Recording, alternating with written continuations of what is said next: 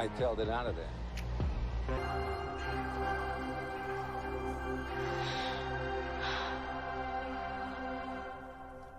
Are you crazy? Don't go between them! Go between them! Are you crazy?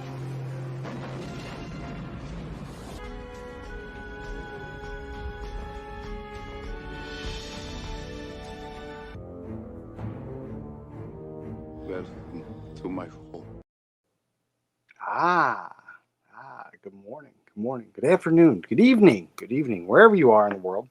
Man, I feel so rested. I had this long vacation and I'm back from the vacation and just diving back into stuff. I'm working on this long video. I've been working on this video since before vacation.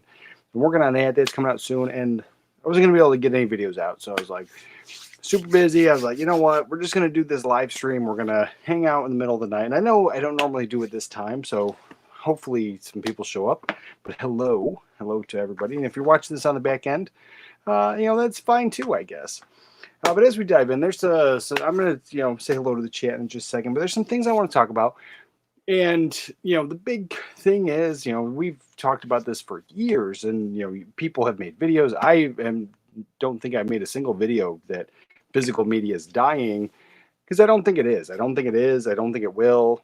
I don't think it's ever going anywhere. And you hear, Matt Damon famously just recently made a thing when he was doing that Hot Wings YouTube thing where he said that, the extra money was on the back end selling the DVDs. Grandma's Boy flopped in the box office and made a ton of money selling the DVDs. The celebrities are talking about this, and it's been around for a while. But recently, there's news that MSN, back in July, was ending their movie stuff on their Xbox, and I just read an article from this week that their app I think on their phones gone. If you had it. And you wouldn't be able to purchase any new movies. I don't know what's going on with your old movies. And I've said it before, if you don't physically have it in your hand, you don't own it. And, that question, and people that aren't in this community, people that aren't buying movies are now going, oh, I guess we're going to dust off them old DVDs or we're going to start buying movies again. And that conversation comes up with people that are not in this community all the time. There was a video I saw, it had a couple 100,000 views, and the guy just talks about random stuff. It just happened to be that day. It was a physical media video. So it's not going anywhere. I don't think it is. But as we're talking about that and it not going anywhere, this was a surprise. And so I had pulled this movie specifically. I'm holding it in my hand here. The Last Witch Hunter. I like this movie.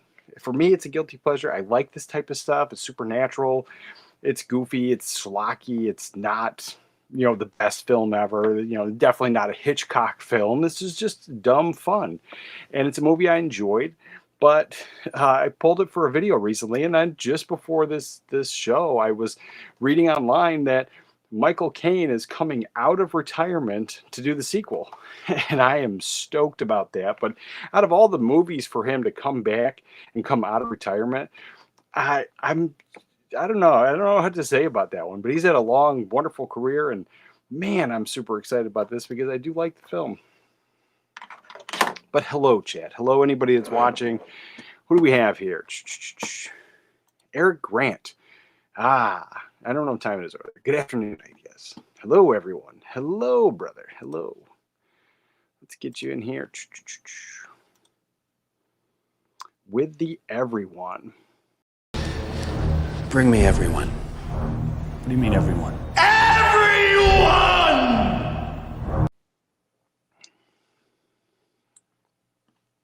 Yes, everyone.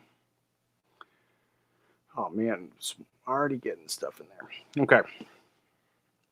Let's get back to business. Let's see. Chat. Canadian Bacon. Greetings from Canada. Well, hello. And Arthur, what's up, brother? What's up? Oh, man, I'm just super refreshed from this vacation, and it was a good time. It was a real good time. And I actually watched a lot of movies while camping. It was just, it was a dream come true. Dream come true. I'm a fan of your live format. Yes. I know. Recently, I've done the other video that pre-recorded stuff, and It's live. I like the live. I like the live. I like the communication, and it's just like yeah, like some of you guys I've definitely got to know and have become friends with and talk to on a regular basis, and whether it's just dumb, goofy stuff or movies, like it's so much fun, so much fun. Let's see. Ox Warrior, where do you suggest to start to get into physical media? Thrift stores, any good older TVs? You can recommend CRT TVs. Well, I always, if you're getting into physical media, you can get in as cheaply as possible. Depends on your budget, depends on what's going on. But the cheapest way to start a physical media collection is to one, go after your favorites. And then after you got your favorites, then the blind buys and the I'll check this out or somebody recommended this. Those things start to come into play. But thrift stores are a great place to start, depending on where you live in the country. You can get them as cheap as $1 right now in Virginia Beach.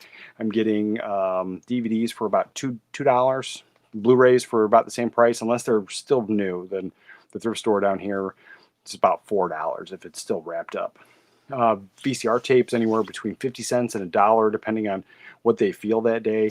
Most of the time it's like 50 cents. And so, yeah, I've picked up VCRs for $6. The tube TV thing is hard. So I personally have a bunch of tube TVs, and they're mostly Sonys. I have 2 Panasonics, and the rest are Sonys. And then this one, I have this one on the desk. When I do the room tour, which I've been promising and I'm totally working on it, and it will happen before we move. And it was supposed to already happen last week, and now things just got pushed back. And it's one video I'm working on.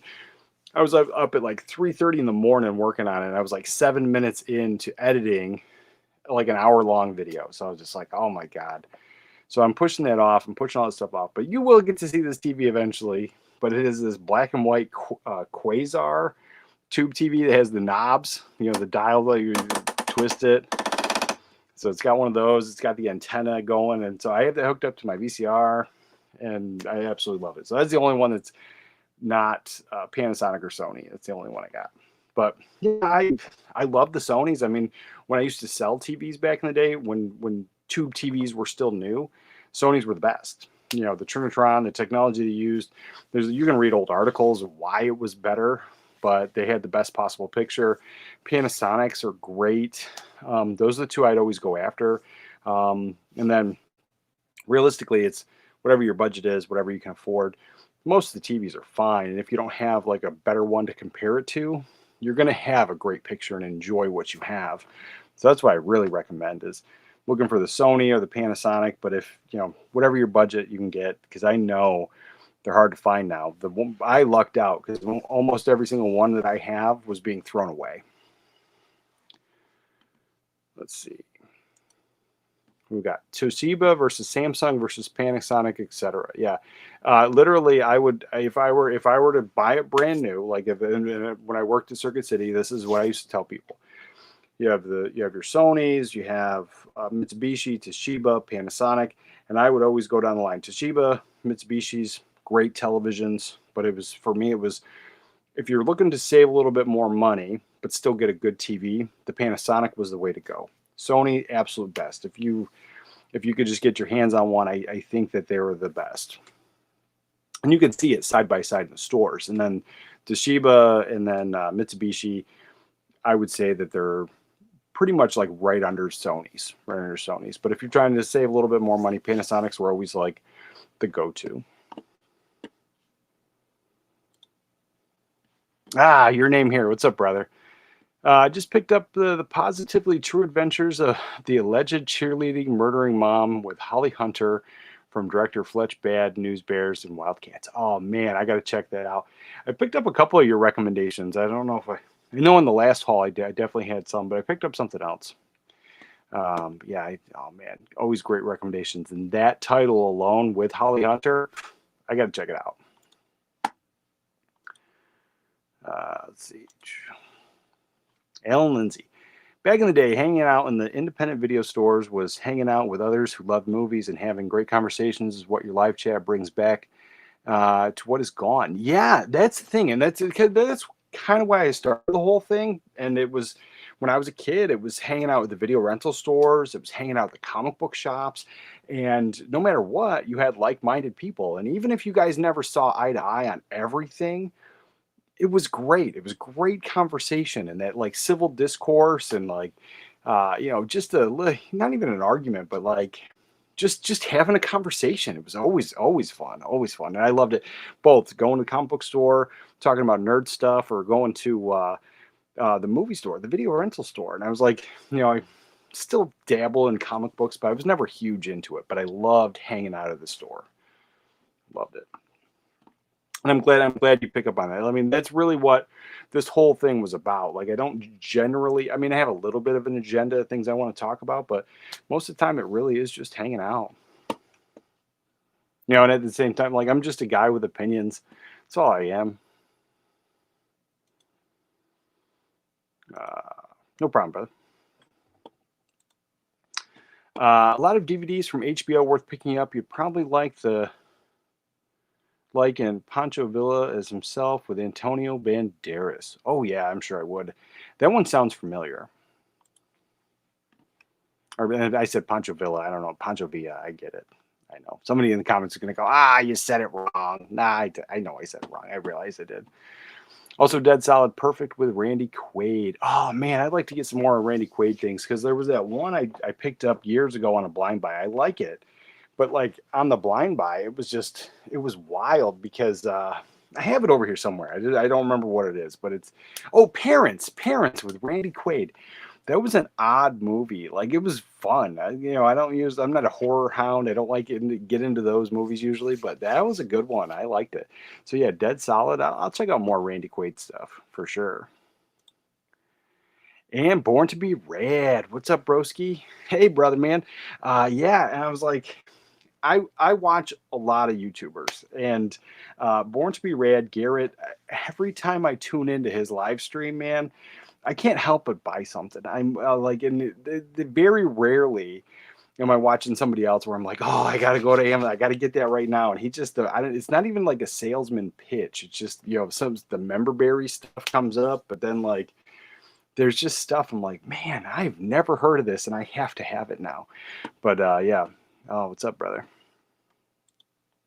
Let's see. Thoughts on any older retro phones? Samsung. I'm not really a phone guy, man. I actually hate my modern cell phone. I hate cell phones. I hate them altogether. So, you're talking about retro phones. I would personally wish we could go back to like the old corded phone on the wall, dial. Had the push buttons, even like the rotary ones. I miss all that stuff, man. It was just the simplicity of it. Now everybody's got a phone in their pocket, and it becomes like a crutch. I miss the phone had a place. I worked at a video store always with tons of recommendations. I believe it, man. I believe it. Like almost every video. It's hard to keep up sometimes. Like there's so many great movies, but then some of them are hard to find. And like always, and I like to personally find them. Like, I mean, some stuff you can just get on eBay or Amazon, but like I like to go to those thrift stores and like just find it. Like one of your recommendations, if I could just find it off the shelf. And that was the thing is like, so Garrett the other day, and I think I mentioned it in my haul video, but Garrett the other day, he's doing a live stream, and he brought up Collision Course with Jay Leno and Pat Morita, and man, I hadn't seen that in so long. And then the next day, I was out at the thrift stores, and I was going to the used bookstore, and I was looking for that movie, but I also had like a long list of movies that recommended all the time that I'm always looking for, especially stuff that's stuck on DVD. And I happened to find Collision Course, and then I went to go watch it, and I don't know exactly what happened to it. Like we're in the middle of trying to organize stuff, get things packed up, and there's like certain things that we don't want the movers to pack. So like this whole room, basically, I'm going to pack up myself. And so we're in the middle of doing a lot of that stuff. And I'm thinking that movie got stuck in one of those boxes. And I'm like, everybody wanted to watch it now. But yeah, the recommendations are always awesome. Yeah, people, I do, and I loved it. I used to get when I worked at I used to work at a video rental store.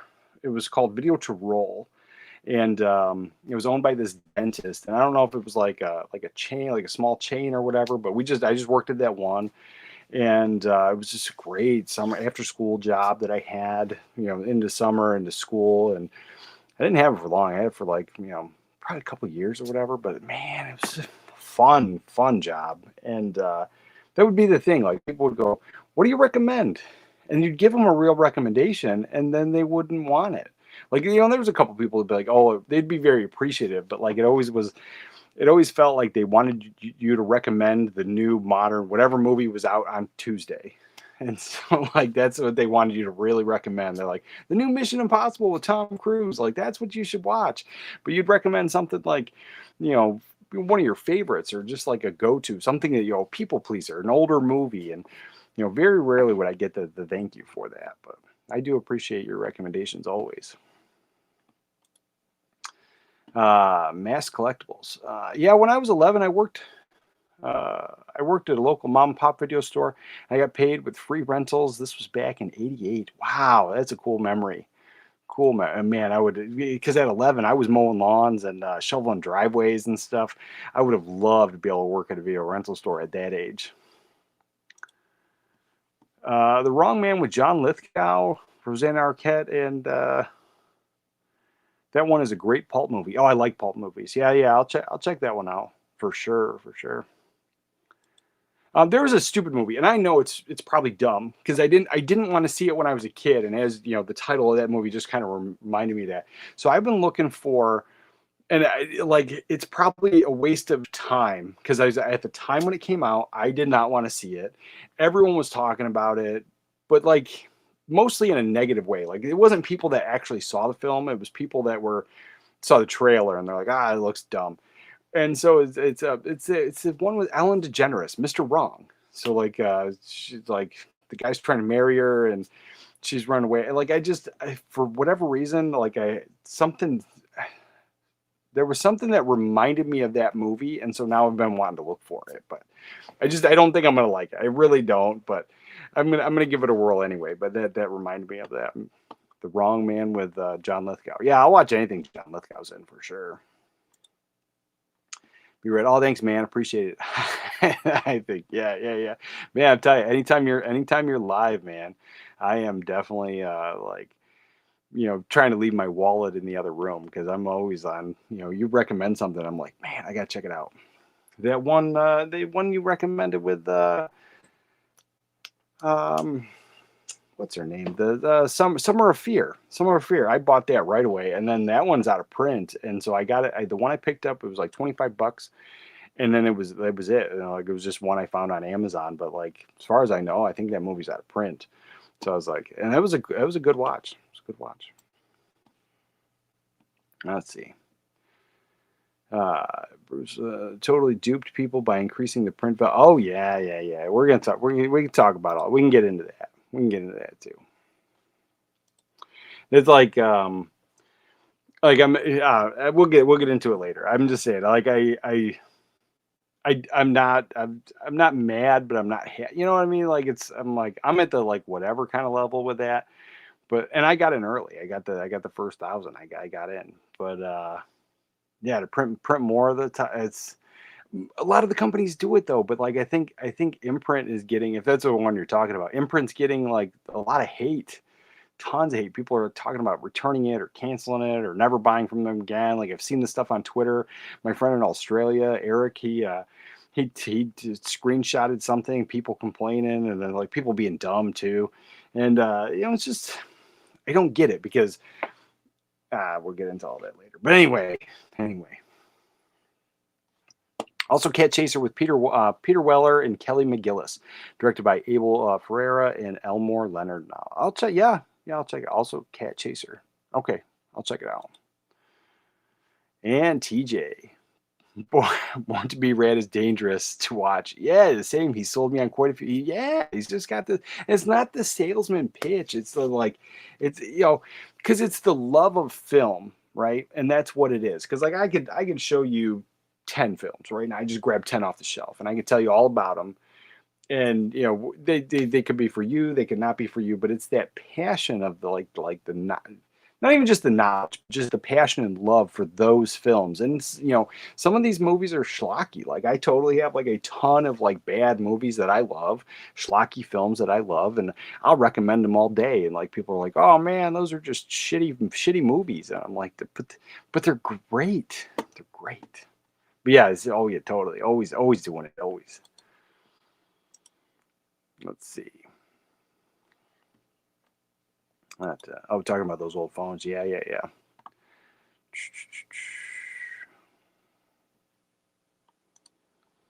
Let's see. It's hard to find a lot of titles because they're languishing on VHS or DVD. Yeah, and that's the thing is so. I live in an area where it's military, and so there's a lot of turnover, and so there's obviously no roots, and so most of what I have access to is the DVDs, and sometimes I can find some Blu-rays and 4Ks, but the VHS, the DVDs, it's almost always like the what would please the masses. So I can always find 10 copies of Home Alone, and I can find 30 copies of Gremlins. But it's the oddball movies, those other ones that are just like harder to find. And when I lived in Rhode Island, I lived on an actual island in Rhode Island, and we could drive over the bridge into Massachusetts, and so they had a Sabers there, and man, I could find some gems.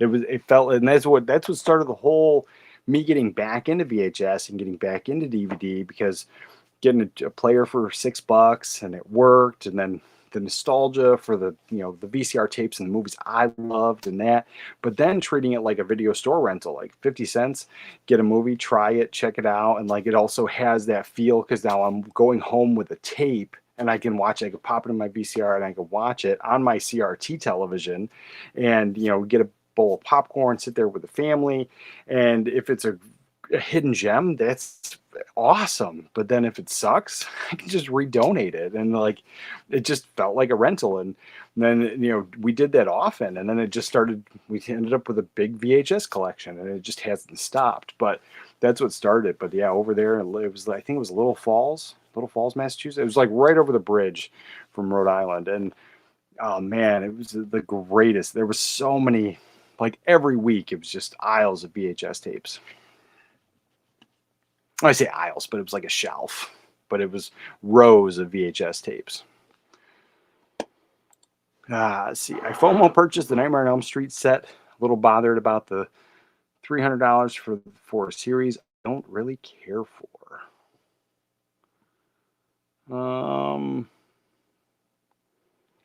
purchased it. So yeah, okay. I'm confused by the $300 though. But anyway, not that I FOMO, I wanted it. I got the Nightmare on Elm Street stuff up there. I love Nightmare on Elm Street. It's great. But what frustrated me was they did the printing. They were going to do it, and then it leaked out that there's going to be like another 500 of them in November. I think that's when they said they were going to do like another release of them. And when you buy something like that, like part of the coolness factor is the limited edition, the fact that not everybody's going to have one. And if they just keep reprinting it, like, and you guys know, I've talked about this 100 million times, the Leon collection, the Fifth Element collection. I have the Fifth Element Steelbook. And at the time it was, limited edition Steelbook, and it was just that print run. And then like within a year, there was one, and I don't think they changed anything on it whatsoever, but on the cellophane, there was a sticker and it said limited edition reprint, or limited reprint, or whatever it was, a big yellow sticker. And I was like, I got mine day one, so I didn't overpay for it. But, I have bought stuff on eBay because I needed it for the collection. I wanted it. I paid a little bit more. So if you're going to pay a little bit more, and then the company's just going to keep releasing these, like the never ending printing money thing, it is kind of frustrating. It's kind of frustrating, especially since I have a Halloween VHS tape set over there. It's right there behind the brown in the back, that the VHS tape. It's a double VHS with orange tapes, and it was limited to 40,000. And now we're like struggling like 1,000, 2,000. Like, man, as a back in the day, limited editions were still huge runs, and everybody had an opportunity to get one. Wow, you found it not too easy to find. That's awesome. Yeah, I did. I like that night. Like you were still talking about it, and I was looking, and I found it that night. I bought it, and I think it's over there. No, it's downstairs. It's downstairs. All right, go get it. But it's I love it, and I put all my horror movies in clear cases, and that one came in a clear case. Like it was the version I got. It's red, has a clear case. Oh man, it's just perfect, perfect. But it was definitely a fun one for sure. Let's see. Number one with a bullet is a good buddy cop. Oh, I love buddy cop movies. Robert Carradine and Billy D. Williams. Oh man, I'll check that out for sure. Uh, Kino Lorber has it while supplies last. Yeah, I'll definitely be picking that up. Easy blind buy on that for sure.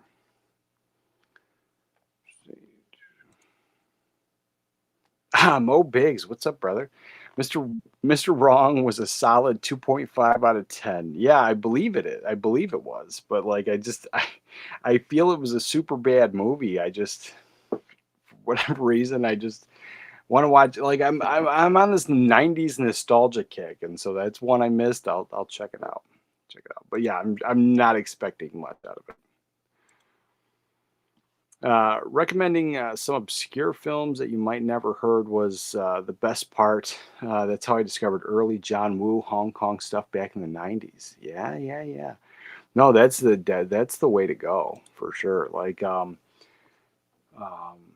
I mean, you kind of know your taste already. So like, when you've been watching movies for a long time or doing this for a long time, like when anybody recommends something, like if I'm kind of iffy on it, I'll check the trailer. But most of the time, you guys recommend stuff. If I see it in the thrift store, I'll pick it up. I'll pick it up no matter what.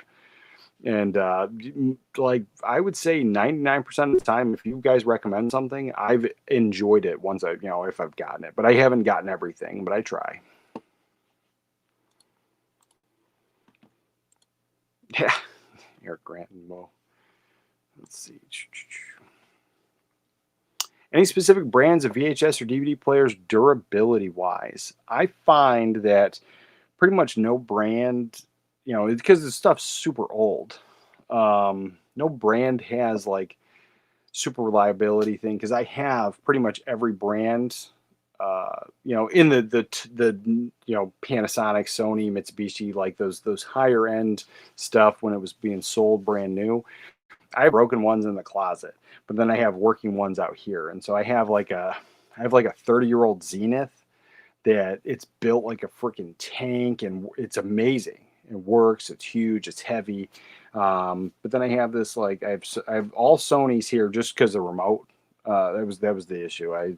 So I have the Sony DVD player, the VCR, the Blu-ray player, and then I have the Pioneer Laserdisc here hooked up to the TV. But downstairs I've got a couple Panasonic VCRs, but I have had more luck with the Sonys. So if I'm picking them up for like $5 or $6, 9 times out of 10 the Sonys work. Where it's luck of the draw no matter what. But like I have a closet full of broken all brands, but I do usually pick up the better stuff. So Panasonic, Sony, Mitsubishi. I've got an Onkyo Integra 5-disc DVD changer here, that type of stuff. Toshibas were pretty good too. But it always seems to me the older the unit, the heavier it is, the more durable. And even if you have to have some minor repairs done on it, whether like replacing belts or a capacitor here or there, it's totally worth it because it's built like a tank, and just that minor repair, it's going to last you another 20 years or so, probably. Where some of these cheaper ones, and I do have a cheaper Sony here. It's a newer one. It's like super light, but it's hooked up here and it gets watched not that often. But it's still kicking. It's probably like 15, 20 years old at this point. That one is, but it's really light compared to the other ones. And then a lot of the broken ones I have in the closet, they were towards the end of the life cycle of the VCRs to begin with, and they're super light. They're made cheap, and those are the ones that don't work right. I would have them, and I'm keeping them because I want to get them repaired. But the thing is, where I live, there's no repair center. And then when I look it up, there's like a guy who fixes stuff out of his house. But like, I don't necessarily trust it because his house isn't in the greatest neighborhood, high crime rate. I'm just like, I don't really want to drive over there and just knock on the door and have him fix my stuff. I'll wait to find a repair place. It's mixed feelings regarding the Halloween situation. Oh yeah, for sure. And then the thing, I've got mixed feelings too. And like, I love Halloween. I love Imprint. I'm a huge fanboy. But then at the same time, like this sucks. Like I feel it sucks. But I'm not mad. I'm not mad that they printed more. I'm mad that like the situation was like it felt like I don't know what went on, but it felt like it maybe bots or something was like it was going when that first initial 1,000 was out. It was going sold out, and then I would get text messages. Like I know TJ texted me, a couple of you guys were putting out comments saying that it was sold out, and then there's back in stock, and then it would sell out, and then it was back in stock, and this was going on multiple times throughout the day for several days, and then eventually it was all sold out. And then I ended up getting one, and then it was all sold out super fast. And all these big sets that they've sold before, like the Bear Trap, and I understand the Bear Trap had a shipping issue, like it got damaged in shipping, so that might be one of the reasons. But that one took years for them to sell that out. The other big box set, the Neverending Story, didn't sell out super fast, and so the fact that this sold out within by the weekend, like it was sold out by Monday or Tuesday, like completely, and then they were like, "Oh, hey, we're gonna print more," and yeah, it is. I don't know. I don't know. Like the fact that the Nightmare on Elm Street set, and that came from the studio, so I get it. But the Nightmare on Elm Street set, that limited edition 4K, I think the number was like 24,000. So and they were numbered editions, and so like 24,000 of those. And the first, and I believe that one, the first printing sold out, and then they printed more. And so like the if that's such a big number, like 1,000 was never going to sit there, and so they underestimated. And my only thing is, I'm kind of glad that none of this stuff got shipped out. So like if they had shipped everything out and then like down the road within the year, they're like, hey, you know what? We're going to do another 1,000. That would have been a real gut punch. That would have really made me mad. So like I'm not mad. I do feel there was some like I don't know. I don't know. There was something weird about this. It's selling out and then coming back in stock and selling out. I don't know if like people were using bots to try to buy all this stuff up, like they did with the PlayStation 5, because that was a huge issue where there was like thousands of them on eBay, but then nobody could buy one. If there was that similar issue, or if something was maybe they were releasing them in batches. Was somebody's theory was like they do like 250 or 100, and then once that would sell out to then kind of drive the FOMO a little bit. That was somebody's theory. It's not mine. It's plausible. I don't deny it at all. And like I said, I'm part of the first 1,000, and I'm not mad that there's another 1,000 because they didn't send it out. And what was it? All the companies have been doing this. The Nightmare on Elm Street, the Steelbook, the limited edition Steelbook there, we're getting another 500. That sold out a while ago. We're getting another 500 in November.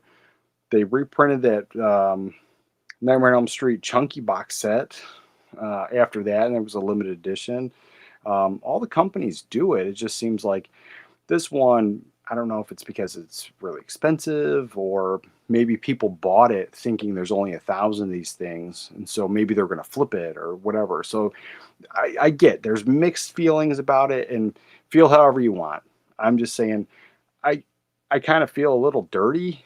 Like I feel like I was done dirty a little bit, I guess, but like I'm not mad.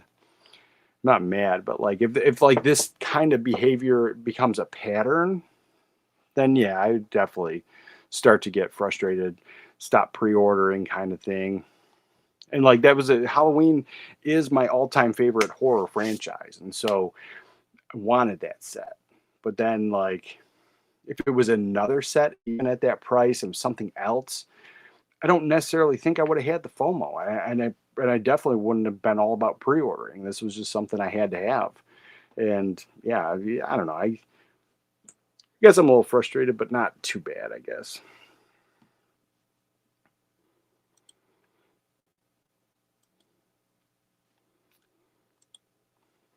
I'm interested in the Goosebumps VHS tapes. Oh yeah, you could totally find those on eBay. I find them every now and again at the video not video rental store, the thrift stores. I find one here and there. But like I said, I live in an area where there's a high turnover, not a lot of roots, and so most of the stuff is newer or just so common. It's not a super find. I find like when I found Suburban Commando, like that was a huge win. Like this is a fun movie. So, but like you usually don't find stuff like that. You find Batman, that type of stuff. But yeah, definitely check out eBay. You'll be able to find those easy. Glad I found this channel. Well, glad you're here, brother. Glad you're here. See, funny, I recommended gang related, and then the other day, and a day later, it was on Cinematograph at Vinegar Syndrome. Oh, nice. I gotta check that out then. I love Cinematograph. Oh, speaking of that, while we got this, I know we're getting to the chat and the conversation, and I love all that stuff, but two things that I want to talk about. So I bought this, not out of FOMO. I actually tracked this down, paid the scalper price. These were out of print, long overdue. But the thing about it is, again, being a collector, you got the coolness factor. This was a huge blind buy for me because I'm not a horror hound. But Ken mentioned it, and then Brian over at Last Movie Standing, he actually showed it off. So in the same week, this movie was getting talked about. But Ken mentioned it and that this existed, so I had to track it down right away, just because it was a limited edition, special, weird collector set. And so it's House of a Thousand Corpses. I'm not a horror hound, and I skipped this back in the day. I was familiar with it. It's not something that I missed completely. I just never watched the film, and so I tracked this down. And the coolness factor is the fact that it's a big chunky box set. Not many people have it, but overall, like, it's not the greatest film. Like, I enjoyed it. I enjoyed it for what it was, and I went in seeing other Rob Zombie films and just kind of knowing what to expect a little bit. My only gripe about it was the ending. So if you haven't seen this, spoilers. The final girl, there's no final girl. That's why I'm like, I don't know. But yeah, it's like, the bet. Everybody was hedging their bets because I'm not a horror hound and I don't dig this stuff, that I would hate it. And I really, my hate for movies usually goes towards the modern films and the modern cinema. And speaking of that, we tried watching the new Red Sonja. Man, not a fan. The whole thing felt like a really expensive CW TV show. And so then we watched the old Red Sonja, and we had a much better time. But anyway, so yeah, so I didn't hate this film. It's definitely not high on my list. I had a fun time with it. But like I said, my biggest gripe was the no final girl, and then Captain Spaulding, fucking awesome. So yeah, there was some cool stuff in here, but yeah, overall, like, it's not high on my horror favorites, but I'm glad to have this one. And I know, and I'm answering it now because this did just come up in the comments. And I know because I was on vacation, I missed a bunch of comments, and I'll try to throughout the day, like when I'm doing stuff, I'll try to get back on those. But once you get behind, it's hard to not keep up with the new comments and new stuff and try to catch up. It's just a difficult thing. So I'll try. If I don't get you, I'll get you another time. But then Vinegar Syndrome. So I got my Vinegar Syndrome order, and this is another huge blind buy. It was something I was familiar with. When I saw this set, I wanted it, but at the time, like, I kept seeing it at the used bookstore, like all the films on DVD. So I was like, I'll just grab those DVDs. But then I kept seeing this, and then I'm pretty sure it was on sale. Is why I grabbed it. So I grabbed this, yeah, because TJ was texting me about Vinegar Syndrome stuff, and so then I was like, you know what? I've never seen this film, and so I blind bought it, and it's a trilogy, I think. So I'm super excited about this because that's the goal for Halloween this year. I mean, I always have my favorites, but like, my favorites are pretty much everyone's favorites. And so I'd like to, this spooky season, try to get stuff I haven't seen under my belt, or more stuff, or things that really just take place on Halloween or during Halloween as opposed to just being scary movies.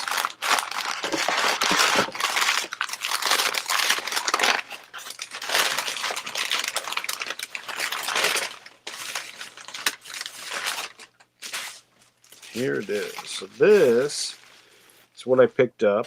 Man, and the box is cool. You know, people accuse me of just caring about the box, but the packaging on this is awesome. So Prophecy. I've never seen these. Christopher Walken's in it. I don't know why I completely missed this. And I remember these at the video rental store. At least the first one. So yeah, I never checked it out. So that's a, I like how that opens up. Yeah, so this is super awesome. I know it's old. People showed this off and everything, but yeah, this is the first time I'm checking it out. Nice, nice. Yeah, so I honestly know nothing about this other than who's in it. That's pretty much it. So I'm looking forward to checking this out, and I'm gonna save it for spooky season. I'm gonna save it for Halloween. I'm in no rush to watch it. I mean, I kind of am. I'm kind of stoked about it. But then I also picked up the Omen box set. It's behind me. I know I mentioned it on the Saturday show while I was camping, and yeah, that I'm looking forward to because I saw the first Omen. Is it like something? Oh, it's like some texture. Oh no, it's just the glue where it was glued. But yeah, no. So anyway, so yeah, the Omen. I picked that up. Because I'm pretty sure it was CHH was like saying that it's probably never going to get a 4K because I think it might be a Disney property now. And so I grabbed the Blu-ray and I grabbed the box set. You know, a little FOMO happened for me. And as I did it, there was only, I think, like 14 or 17 left when I bought it. And then, and then the next day there was only like 4 left. So I'm glad I got one of those. I got the Omen box set. I saw the first one probably about 30 years ago, and that's it. And then I had the first one on CED for years. I just don't have a working CED player, or I would have attempted to watch it at some point. But then, so now I have the box set. I'm going to revisit the first one and then watch all the other ones. So super stoked about that one.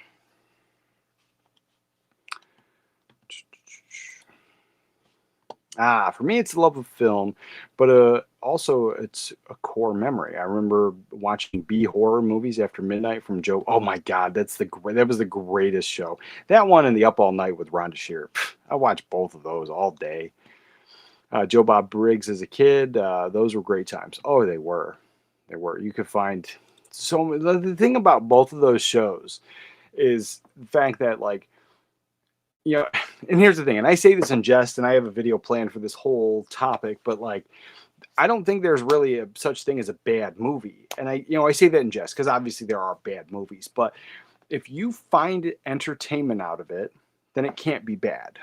And even if it's like horrible acting, horrible script, but if you enjoy it, how could it be bad? And that's kind of my mentality. So I do say it in jest, and I know people get mad when I say it sometimes, but I just don't. I think there's movies you don't like, but because you don't like it doesn't mean 3,000 other people don't love that film. So yeah, I was like, those are the greatest. You could find hidden gems, and those were never great films. None of them were like top notch, but like you said, B horror movies, the schlocky comedies, always a good time. Let's see. Arthur says, I purchased the UK Zabby, which has both 4K and Blu-ray, so I had to pay more at Zabby. I missed out on Amazon's version for $190. Oh, I see. I get it. But I don't know. It's like, sometimes though, as a collector, the collector mentality, spending more money is always never the best. But I have pieces over there that there's only 600 copies of, or that it's super rare and limited, or those older VHS or DVD sets that were special collector's editions then that most people threw away. People never kept all that stuff. And so, yes, you can find it and it is available, but how many. And so having these more rare pieces and the limited edition stuff, like CED failed in 1986. I have them. You can see them on the floor there. Like you can, American Werewolf in London. It's another CED.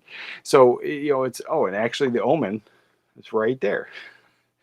So I have them, and even though I can't watch them because I don't have a working player and they're crazy expensive, um, there's the coolness factor because not everybody has it. It's huge art. It's, I think that the older artwork, the older movie posters are definitely better, superior to any of the modern stuff. Although I am really digging this art on here.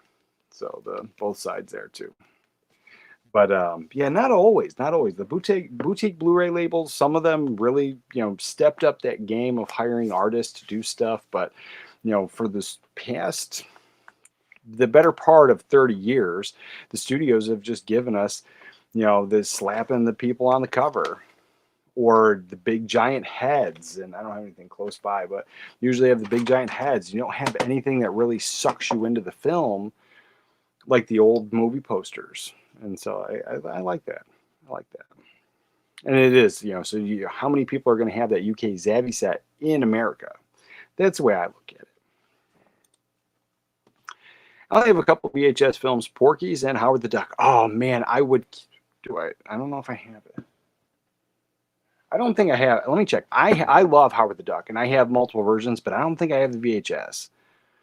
And that's one I would love. I would love to track down a Howard the Duck VHS tape. Let's see. Maybe I do have it. Let's see, Howard. No, I have the 4K, the Blu-ray, and the DVD. That's it. That's all I have. I need to get the VHS. But that's pretty dope. I love that movie. It's a guilty pleasure movie for me. Nostalgia. I grew up watching it. I love it. And every time I bring it up, somebody tells me how it's a crappy film and how they hate it. It's the worst film ever. And I'm like, I love it. I absolutely love it. So yeah, it's a cool VHS there. Yeah, Porky's is great too. I've got Porky's on CED. And I think that might be it. I probably have the Blu-rays at some point, but yeah, Porky's is fun.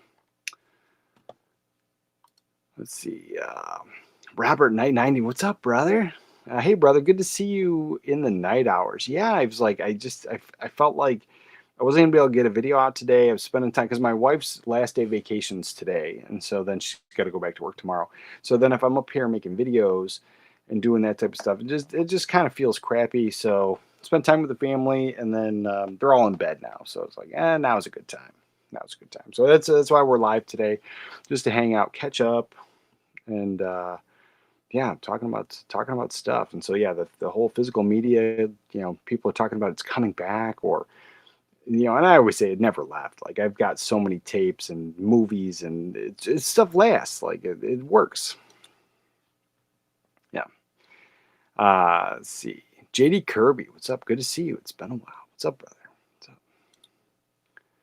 And Mopigs. Hail, Mopigs. Hail, brother.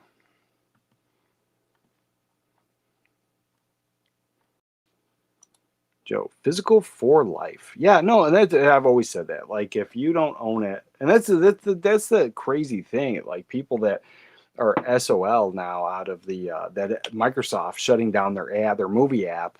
And so if you bought stuff, I don't know if you're going to be able to watch it.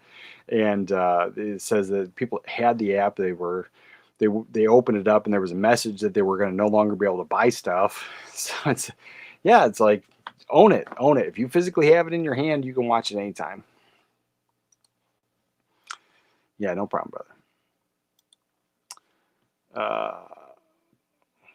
Let's see. I got a friend who has some Blockbuster interior signs and stuff like that. He owes me and wants to send me some stuff. If he does, I'm sending that stuff to you. Oh man, that would be the coolest. I have, it's hard to see. I'll just take a picture of it. I have this, let's see.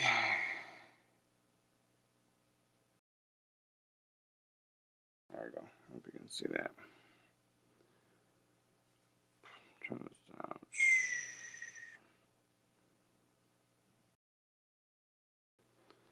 So yeah, that right there is an actual Blockbuster sign. So it's this like it was like from the interior inside Blockbuster, they have the big signs like up on the ceiling near the register, and it was like it's this plastic piece that like fit into this like like display, and that actual the Blockbuster part is a magnet. It's a giant freaking magnet, and it just sticks to it. It's like paper. Or it's either paper with some metal in it or whatever, and maybe the thing is a magnet. But either way, it sticks to that. It's magnetized. And it's just this paper, and so they could change it out and put whatever in there. And so I have that, and then I have my Blockbuster cards, and I'm always looking for more stuff, but it's always harder to find the Blockbuster stuff. Like it seems like you're either getting crap, or I have it right here. This I got duped into this one, and like there's a ton of these on there. But this one here, the way it was worded, I really felt like it was a legit sign, but it's 3D printed. So I have this, and it's kind of cool. It's there. I can stick this on the shelf, but you can see it's completely 3D printed. And I don't know. I didn't think I paid like a ton for it, but when I got it, I'm like, I felt like the money I paid for this 3D printed item. I'm like, I feel like. And then I went back and just double checked. Maybe I just overlooked it. No, it was the way it was worded. It really felt like it was a legit sign. So that would be dope as hell. Let's see.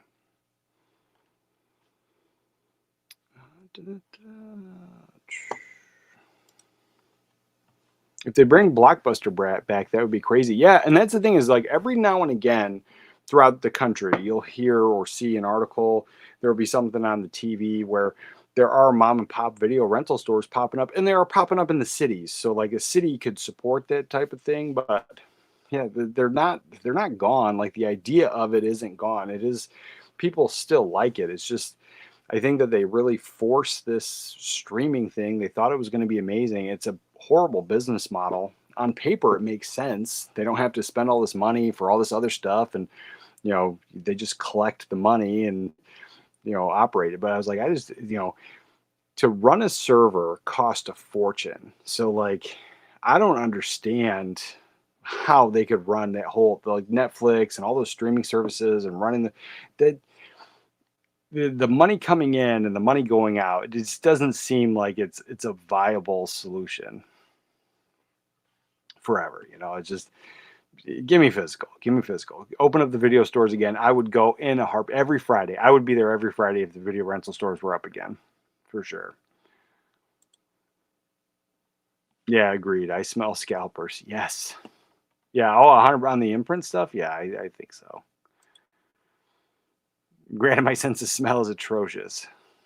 Well, yeah, I can't imagine what you got down there in Australia.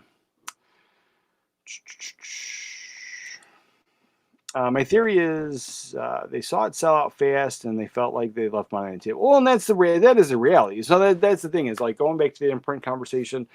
They sold out way faster than any other of their big box sets. And so whether there was like they were releasing it in batches to create that FOMO, to drive the sales, to do that anyway. Whether that was there or not, this sold out faster than I don't know if anything ever on their site, but from what I understand, any of the big expensive box sets, this is the fastest that any of them have sold out like that. And so then you have that issue, and then you have like people that are like getting super mad about it. Like I said, I feel I feel like it was there was some shadiness going on. So I do feel like not gypped, but I don't know. I have no facts. I have no proof, but it's just the fact that it was like within an hour, somebody texts me that it's sold out, and then I'd go look, and then there's like 300 in stock. And then I would get, a message on my YouTube video, and it would say in the comments, it would say, "Oh, they're sold out now." And then I'd go check, and it would say sold out. And then I would click it to go to the next screen, and then it would say pre-order, and it would say like 127 left. And so like I felt there was something there. I mean, whether it was scalpers or people trying to buy it all up or like whatever, or people's cards getting declined, you never know. But like it just seemed like it sold out super fast. And yes, they felt that they left money on the table, and I'm not gonna I have nothing to defend that with. Like, that's exactly what it looks like, and that's how it feels. And so they should have.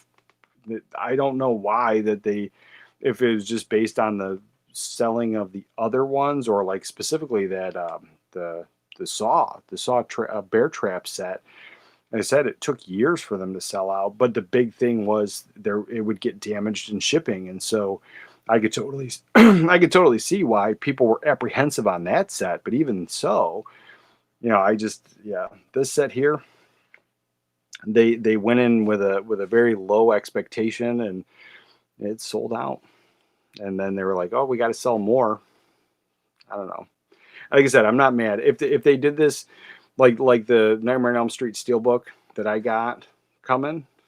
If they did it like that, where they sold out for a while, shipped it out, and then it came out of like the rumor mill that the 500 more were coming in November, and then I would be like, it's kind of shady, and be mad. Another one, yeah, 80s. Tron sold out so fast as well. I was able to pick up Tron and Tron Legacy. So that one, I'm going to try to get the UK one, unless that's sold out too. I'm going to try to get the slipcover version.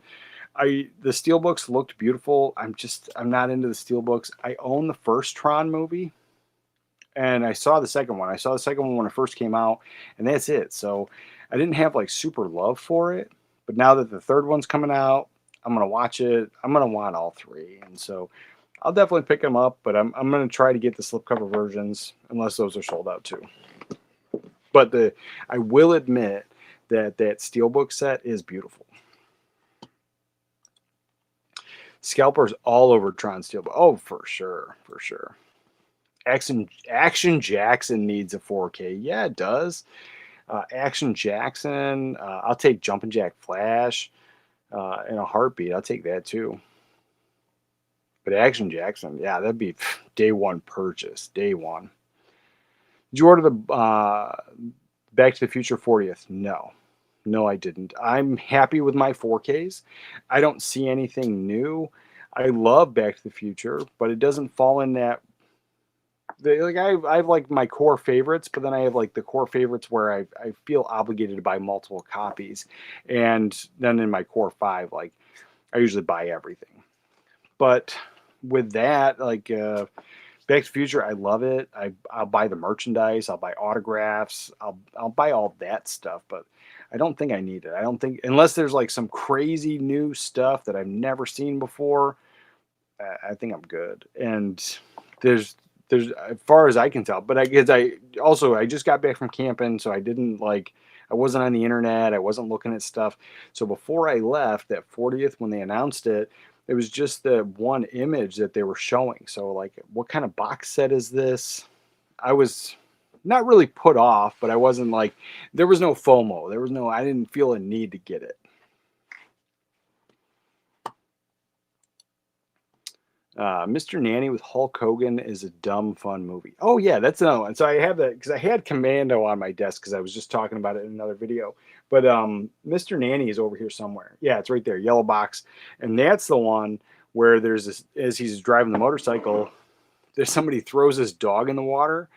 But like, and he was probably just teaching the dog how to swim or whatever. But that was real. It really happened.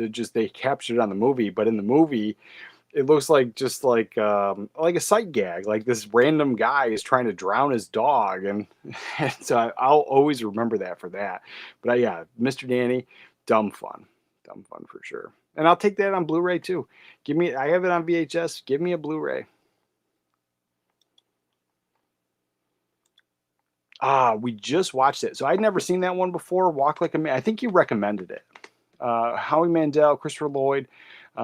Weird but fun comedy from the guy who wrote Weekend at Bernie's. Yeah, I'm pretty sure you recommended it. We did just watch it, but I haven't tracked it down yet. But yeah, that was fun. We enjoyed it. And I wouldn't mind just having the DVD. I think it'd be great. He also wrote Where's Papa with George Segal. Oh, I like George Segal.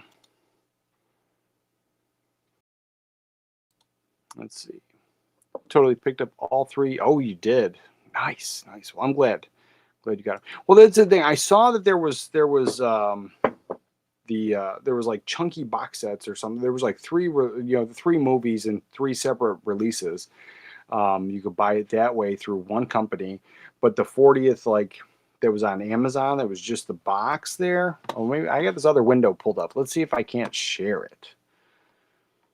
Is it over here?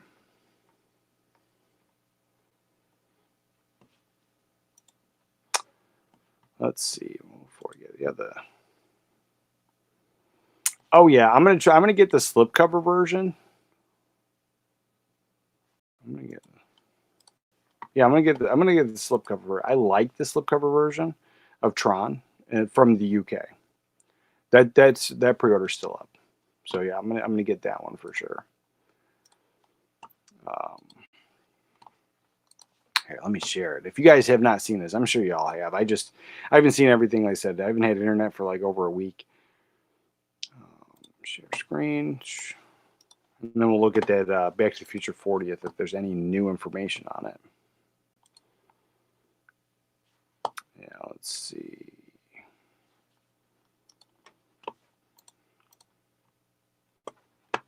Yeah, there we go.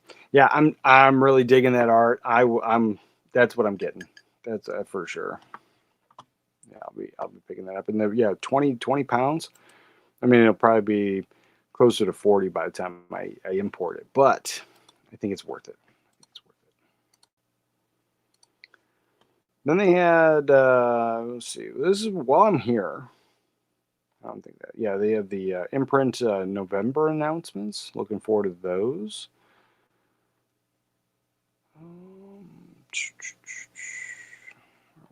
Everyone's excited about this Weapons movie. I was like, I didn't even hear about it, and then everyone's like all about it. The pre-orders are up. People are talking about it.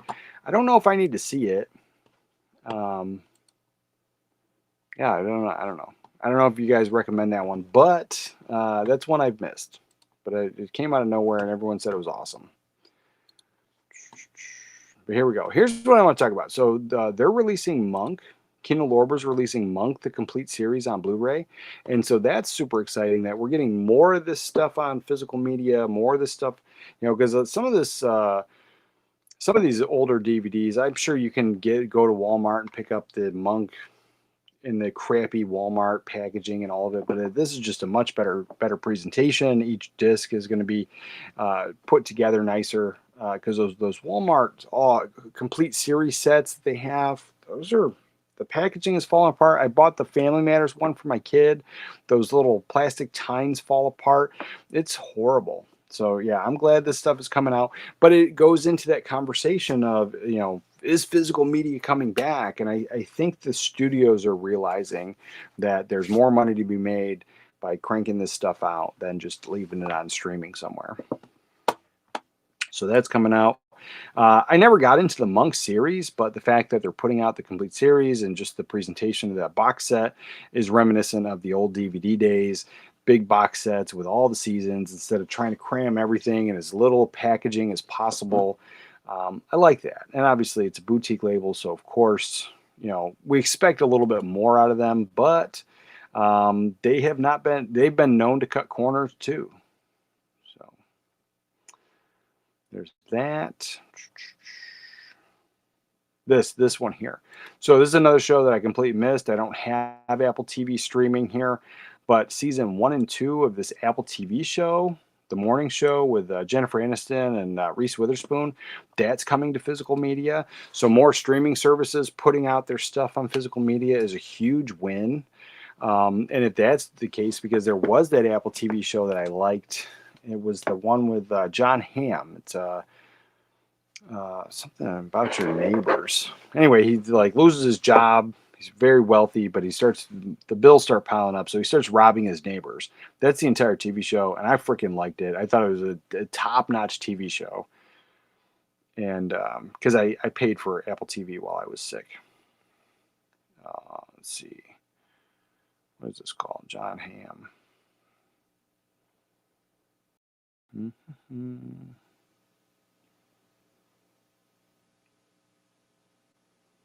What is this show? Your Friends and Neighbors. That's what the show is called. It's an Apple TV show. So if this is getting a physical media release, I would hope that that show did, because I loved it, and I loved it so much I would buy it. I thought it was great, and they're doing a second one, so I'm stoked. So again, I think the studios are just now realizing there's more money to be had, even if they're going to keep the stream, because streaming is basically cable 2.0. And I think the long term thing, they're going to merge them all, because if you pretty much pay for all the streaming services, all the major players, at least you're paying what you used to pay for cable back in the day.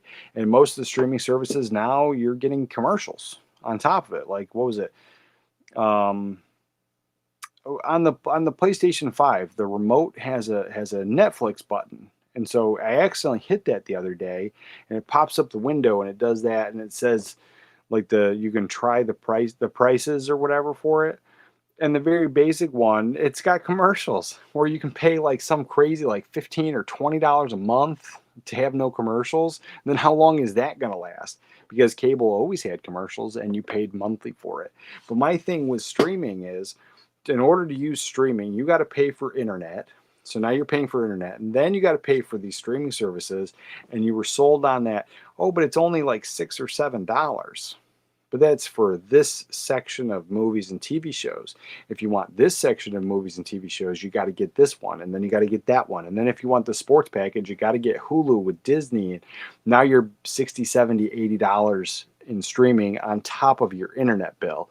It's one of those, I don't know. I'm not a fan, never have been. And I'm glad that these movies are coming to, or TV shows are coming to physical media for sure. I did like the Rob Zombie uses Marx Brothers characters' names for his Devil's Reject movie. Yes, well, that's another one. I gotta watch Devil's Rejects. Gotta watch that one too. That was a huge blind buy, or a blind spot in my horror movie watchings. You'll enjoy Goodbye Columbus from Fun City Editions. Oh, that one I do gotta pick up. I gotta get some more Fun City Editions anyway. Did you pick up Brain Donors for the Kino sale? No, I picked up Hamilton Book stuff, and I skipped the Kino sale altogether. But Brain Donors is one that I have been wanting to pick up for a while. That one was, I'm pretty sure, was notorious.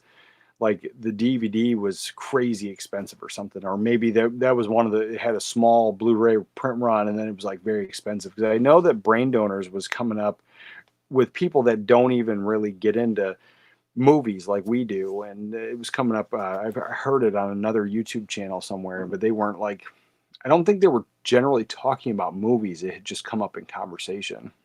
And so yeah, that one's high on my list. I should probably pick that up. I always enjoyed Fade to Black. Oh. Can't go wrong there. Lady Hawk and Young Sherlock Holmes need a 4K release. Yeah, and Lady Hawk is one that in my real life, I don't know anybody who enjoys that movie. My entire family hates it. I love it. And the first time I saw it, I think I was like 13 or 14.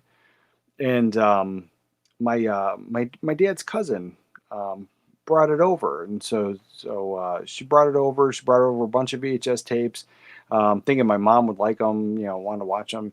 And Lady Hawk was one of them. And so then she went to come back to get her tapes. She said that I could have Lady Hawk because she hated it.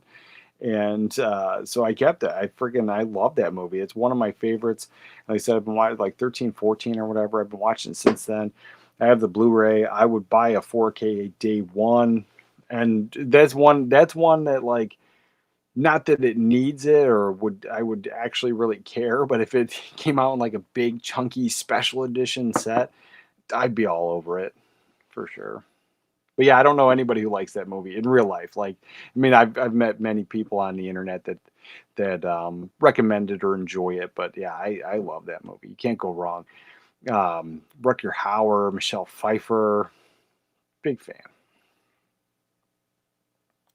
And Young Sherlock Holmes is one I gotta watch still. There was a show called The Incredible Strange Film Show with Jonathan Ross from Britain, and where he interviewed John Waters, Sam Raimi, and Jackie Chan, Ted Wow. I will. I'll check that out. I'll check that out. I never heard of that, but yeah.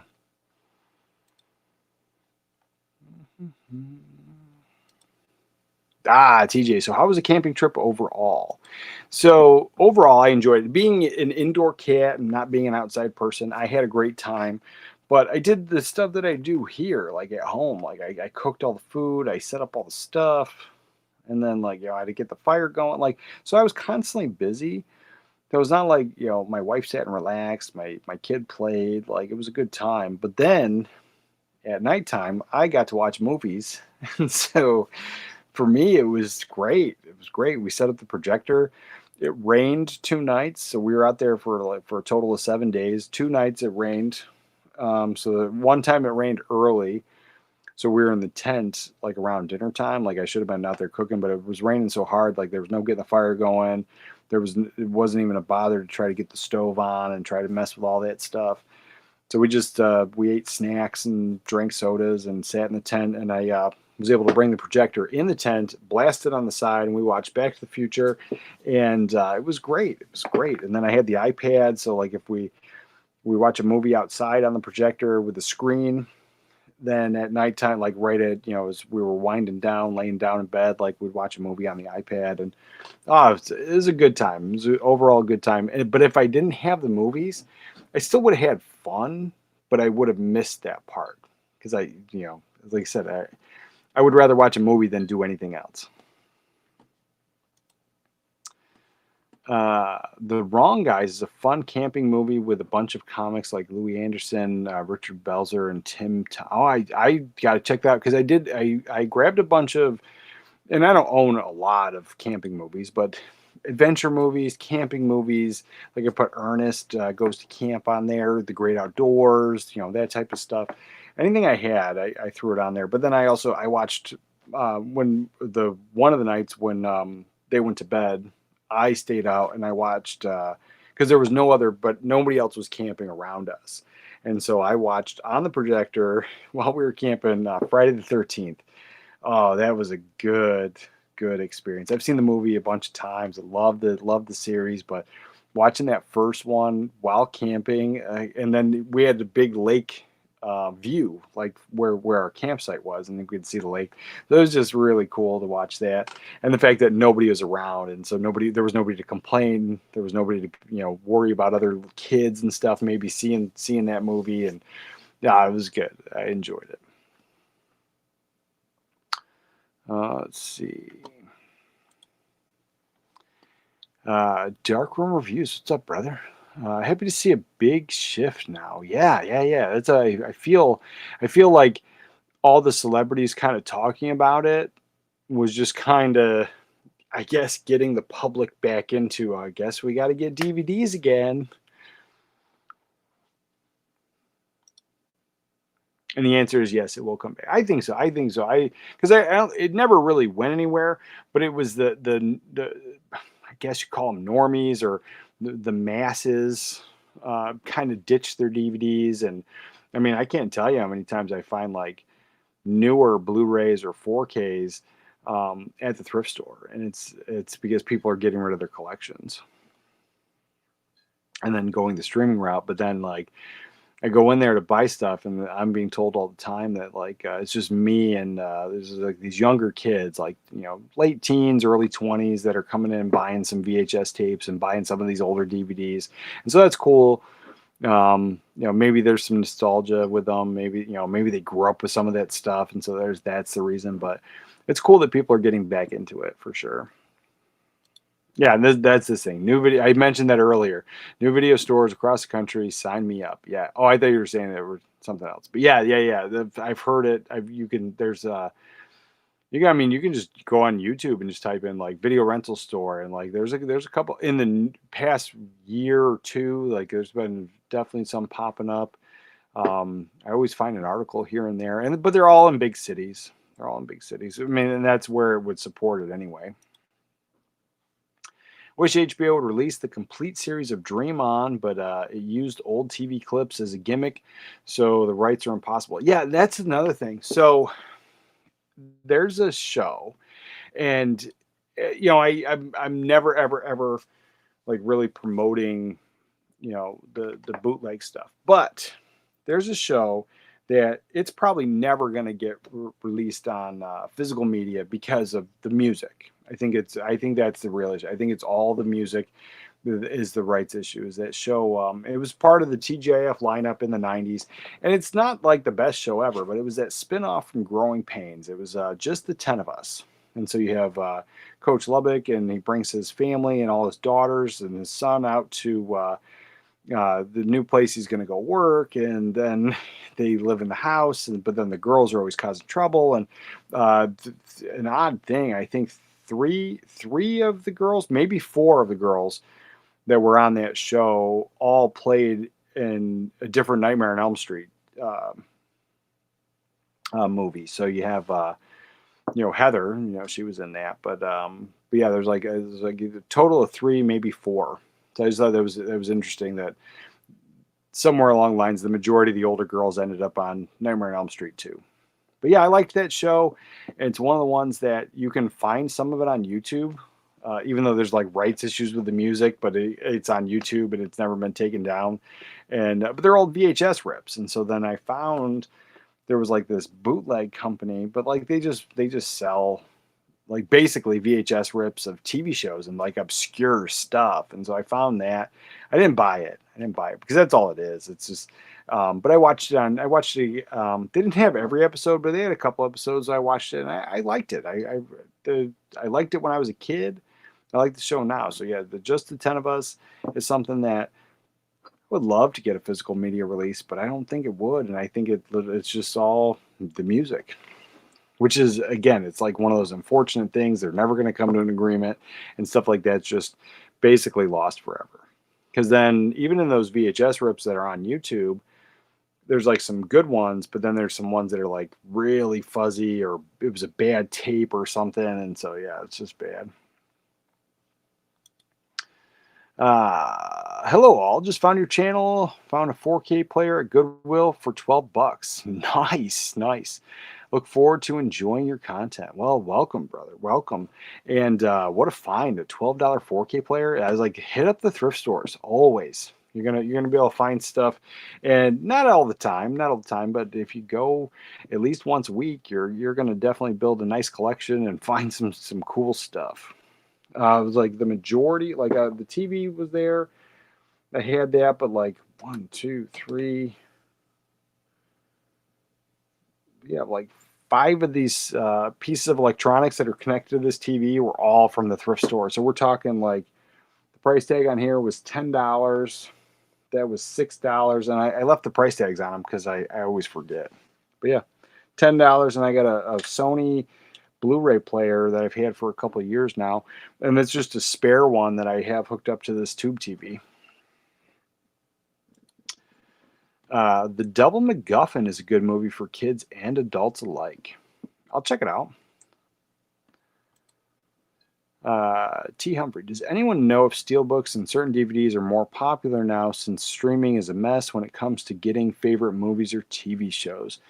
There's always going to be ones that are better than others, but it doesn't necessarily mean the steelbook. Like there's certain DVDs that have information or commentaries tracks or stuff that was never put out on Blu-ray or 4K, and it's just kind of stuck on DVD.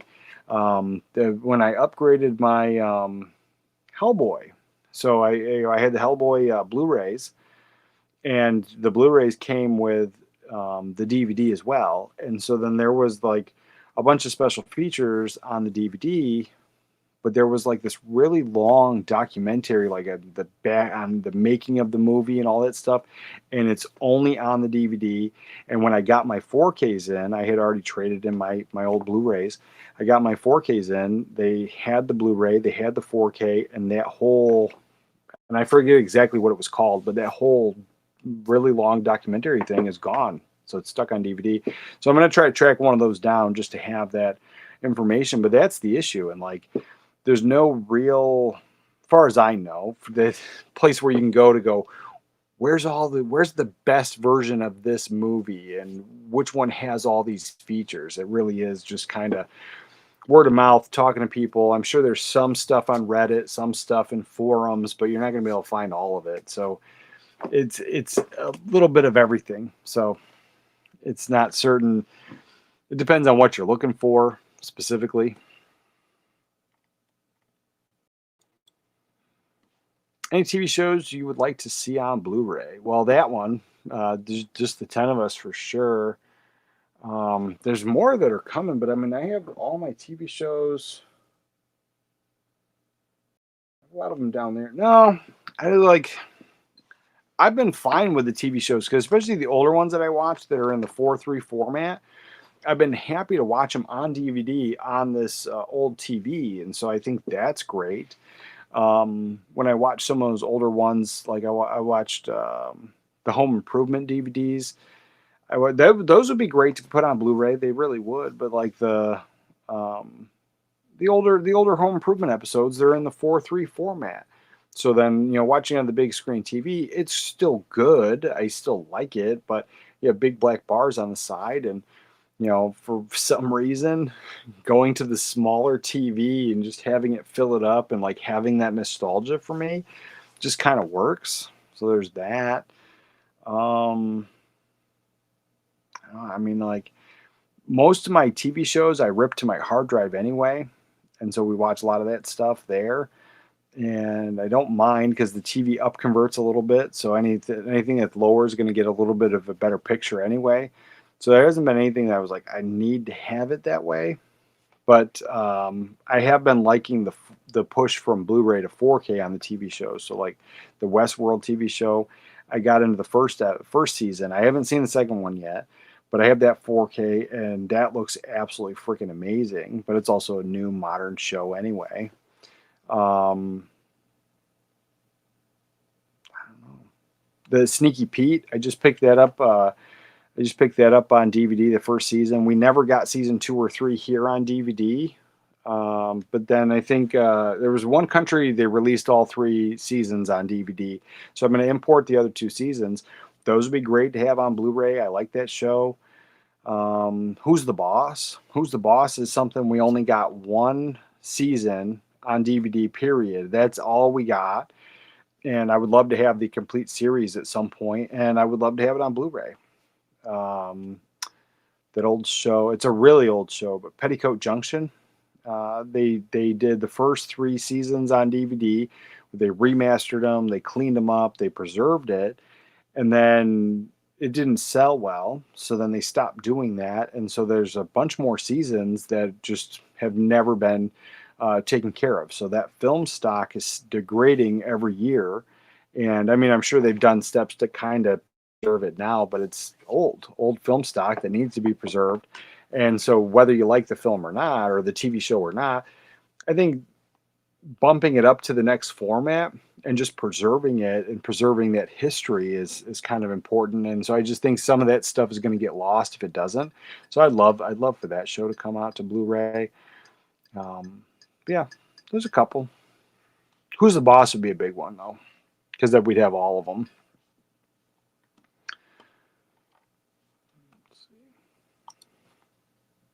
If the Back to the Future box set had Eric Stoltz, here, let me get rid of this. I'm not talking about this anymore. If the Back to the Future box set had Eric Stoltz footage, I'd buy it. Yeah. Give me something new. Give me a reason to buy it. Give me a reason to buy it, and I will. You can only buy a new set so often. Like it's the same 4K. It's the same 4K transfer as they put out a while ago. I had those steelbooks. I think they're fine, and they come in a little box. I think it's fine. If I didn't have them, yeah, this 40th anniversary would be a huge pickup for me, for sure. Get Smart TV show? Yeah, I'd buy that on Blu-ray. Quest for Fire is recommended. Okay. Did you like his first movie, Barbarian? No, I didn't see that one. I skipped it. Everyone was talking about it. I skipped Barbarian. And that's one I think that people are talking about now is like Stuck.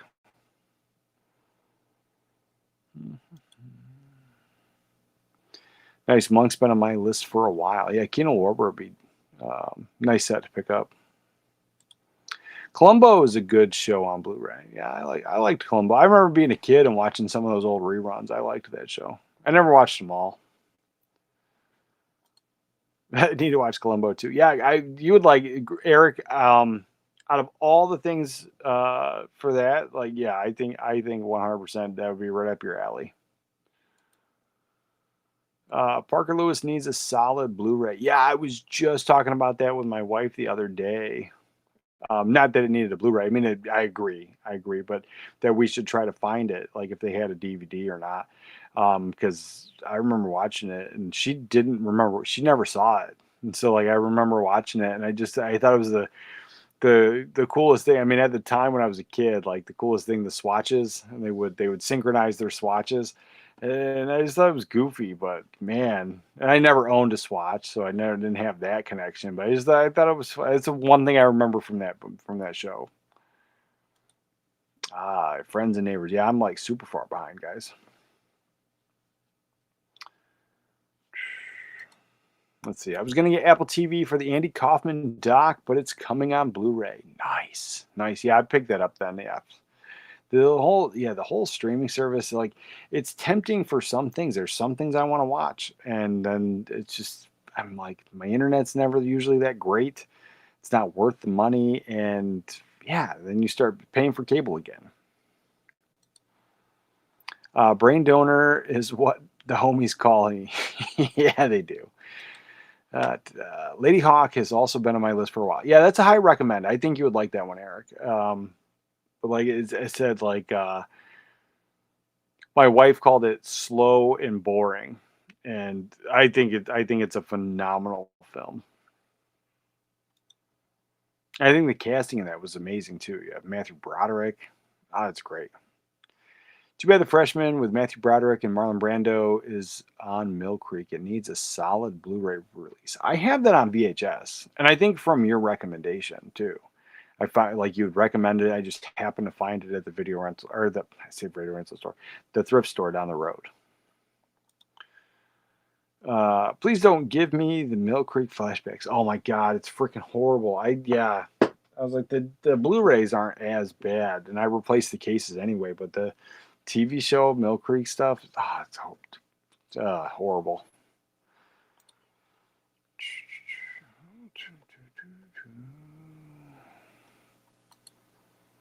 Incredibly Strange Film Shows on YouTube. Check it out. Mill Creek did a decent release for True Believer with James Woods and Robert Downey Jr.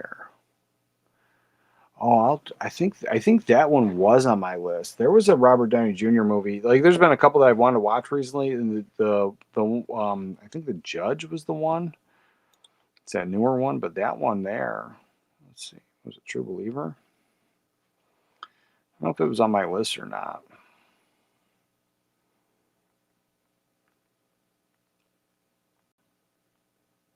Oh, from 1989. Reduce specialized.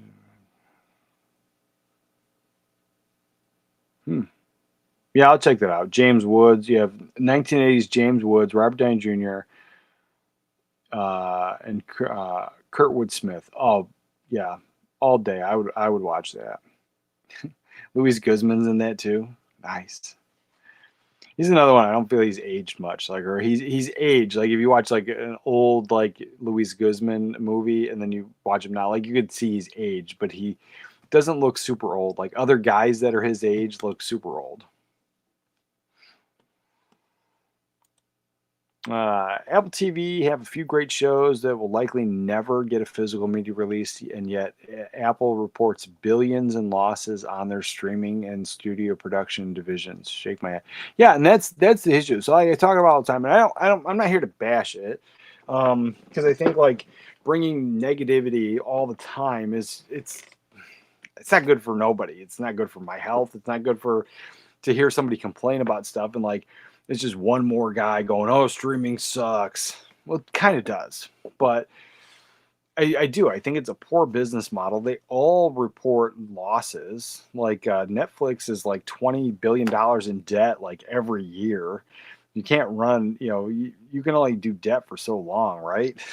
And like that's a ton of money. And, they're, I don't know how they all stay afloat. But anyway, the just the losses alone, like to pay to run those servers, it's it's just it feels like an astronomical number. Just like because like if you were to try to like look up like how much it would cost to run your own server and how much it would cost per month, like to just do like a small web hosting thing or your own little internet, and like just like your own little corner of the world, whatever you want to do, and you want to host a little server, the cost is astronomical. So like, yeah, I don't see it. Yeah, billions in losses every year on top of the production cost, on top of all these. Yeah, I believe it. I believe it. And like, is Apple hurting for money? Not really, but if something's losing money, why are you still throwing money at it? And I think it's the thing is like I don't think any of them are really seeing that it's profitable. I think it's more of like that control thing.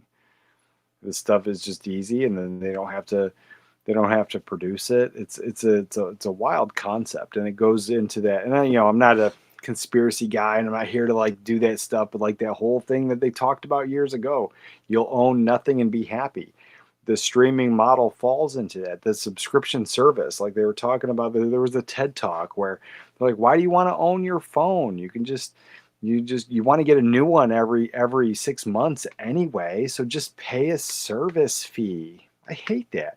I was and it way off topic, but we went camping, and then my kid like got super into rocks, and so she wanted to find all these rocks, and she was asking me what they are. So then I went to this app, and they did a free trial for the app, and just all it did was take picture of the rock and tell you what it is, and so it's whatever, but it's something I'm not going to use on a daily basis. And then it says your free trial is ending, and then this will cost $40 a year. Like $40 a year for what? Like I can go to the library and get a book and just flip the pages and find the damn rock. Like $40, and it's a never-ending subscription. So I'm going to pay $40 a year for the rest of my life because my kid likes rocks. Get out of here.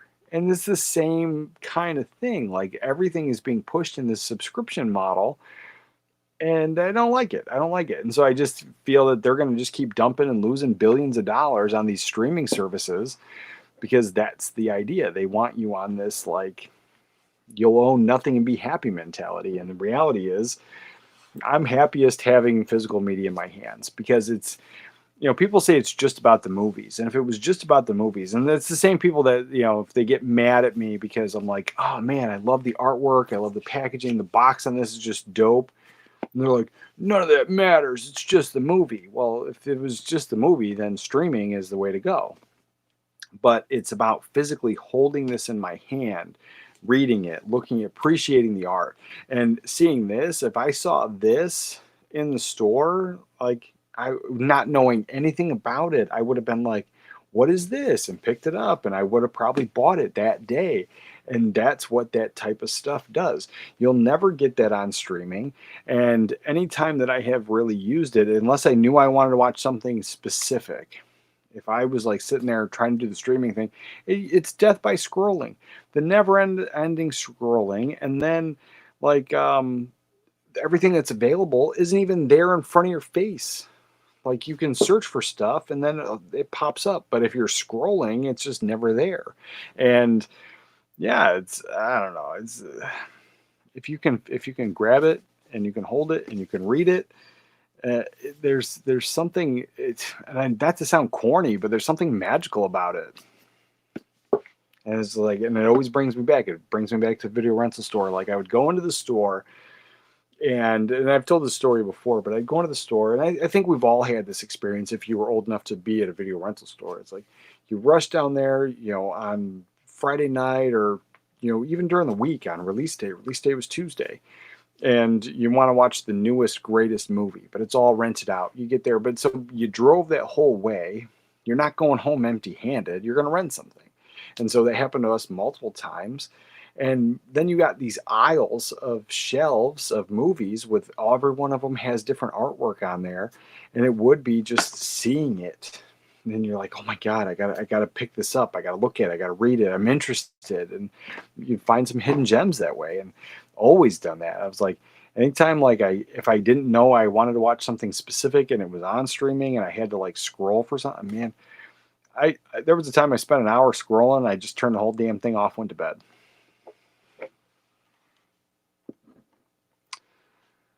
Uh, Picked up Succession on HBO, or HBO Succession complete series Blu-rays. Nice, nice. Yeah, the Can't Lose TV show. Yeah, for sure. Xbox is now offering a few digital movies every once in a while for reward members. Wow, it's I don't know. It's one of those things. That's a frustrating thing too. Like you have to be a reward member, and then you get them once in a while. I don't know.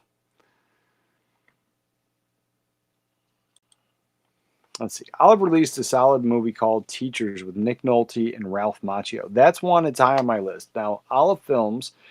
Um, Originally, when they went out of business, I swore it was like the catalog was like 630 something titles, but then when I last looked it up, I think the number was like 580 or 570. So either way, in the 600 title range of total Olive Films, and that's one that's high on my list. I'm trying to collect every single Olive Films release ever, and I mean, if the one I don't have cost a fortune, I'm not gonna get it. But yeah, I'm gonna try to collect them all, just because it'd be neat to have as a collector, just to have the entire Olive Films library. They're out of business. They're not going to be cranking out more anytime soon or ever. And yeah, so there's that one. So yeah, that one I knew about it. I didn't watch the trailer. I didn't know anything. I just knew that both of those guys were in it. It was an Olive Films release, so that's one I am trying to track down. There's a couple places you can still get Olive Films, but I don't know if that's on that list. I just knew I wanted it. I have DVD of the TV series 21 Jump Street with Johnny Depp from Germany because the original music cues are included. Oh, I didn't know that was a thing because I didn't watch that show when it was on TV when I was a kid. But I think, the first season on DVD, and that's it. But yeah, I didn't know there was a thing with the music on that one. So I'll have to check it out. But yeah, I didn't have any of the other ones. I have to try to get all the rest anyway. I love local streaming. Plex Jellyfin servers keep my discs clean and untouched. Yeah, I do the same thing. I haven't really used Jellyfin, but I use Plex. And but then I came back from camping and I signed in, and so um, the Blue Corner, he's got a Plex server, and he let me see some stuff that he's got. And so I came home, and all of my like stuff that's on my Plex server just wasn't there. Like my computer's on, the hard drives are there, like everything's there, and I can access it through my.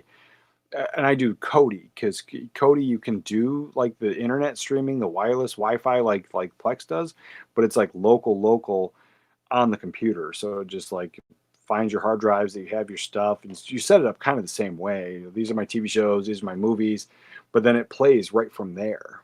And so then if I wanted to watch it, the stuff I have downstairs on my phone, well, I can't do it on my phone, but if I wanted to watch it here on my computer, I just have to turn on something to let it stream through the Wi-Fi. But yeah, I use the Plex every now and again.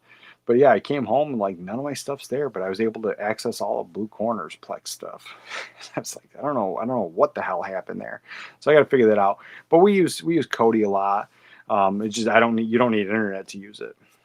I mean, the initial, like when you put something new on there, you need the internet for it to like scan and, hey, that's your show, that's your movie. But I rip all of my TV shows to my hard drives, and then I just use Kodi to watch them. Because, we don't, and we were doing the binge thing, but I also find it easier. Like you said, discs are untouched. You don't have to worry about it. I said I bought my daughter that entire Family Matters series, but the case that it came in is all crappy, and the little tines that hold the discs break super easy, and so that whole thing is on the hard drive. She doesn't have to mess with it. It just sits on the shelf now, and the discs are safe. Also, Baywatch, where the high definition has replaced music. Oh man! But they included the SD with the original songs. That's weird. Yeah, I don't know. The rights issue stuff is always funny because each one it seems like it's like a whole different can of worms. Like it's just different money and asking and I don't know. It becomes a whole thing. And then like who owns the specific song or something. Somebody was telling me, and I don't know how true it is, but somebody was telling me there was like stuff that is like locked up into rights issues over the sound effects. And so I was like, if that's like a crazy concept.